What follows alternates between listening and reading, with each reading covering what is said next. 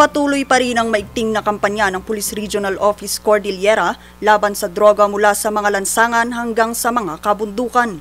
Sa unang quarter pa lamang ng 2024, umabot na sa 1.2 billion pesos ang halaga ng kanilang nakumpiskang droga. Intensified pa rin yung ating marijuana eradication operations.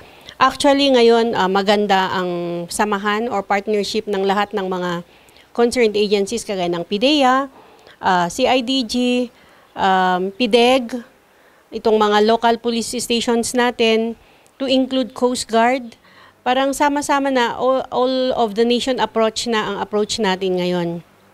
At malawakan talaga ang pagdidetermine natin paghahanap ng mga plantation sites sa mga nasabi kong mga provinces. Ang mga ito ay mula sa 379 na ikinasang anti-drug operation at 148 individual dito ang nahuli at nasampahan ng kasong paglabag sa Republic Act 9165 o ang Dangerous Drugs Act of 2002.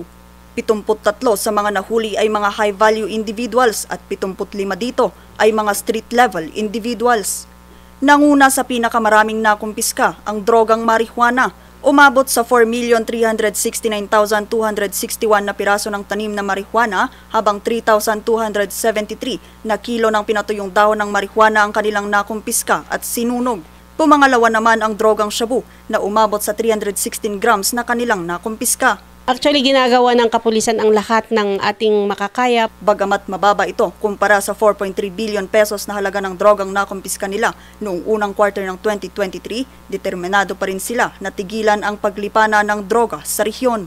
Lalo na ang pagtatanim at pagbebenta ng marijuana na numero unong problema ng rehiyon. Pero ikinababahala nila ngayon ang paglaganap pa ng pagtatanim ng marijuana sa iba pang probinsya ng Cordillera. Napunta ka kasi sa mga plantation sites, no? Talagang napakalayo. And besides, aside from malayo talaga, ilang oras lalakarin ng ating mga operatiba, karamihan ay communal lot.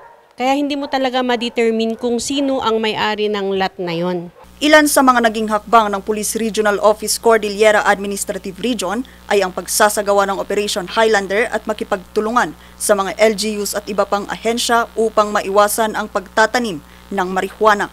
Sa kabila ng kaliwat kanang marijuana eradication target ngayon ng PNP na mahuli ang mga marijuana cultivator na hanggang ngayon ay nananatiling mailap. Vanessa Bugtong para sa Luzon Headlines.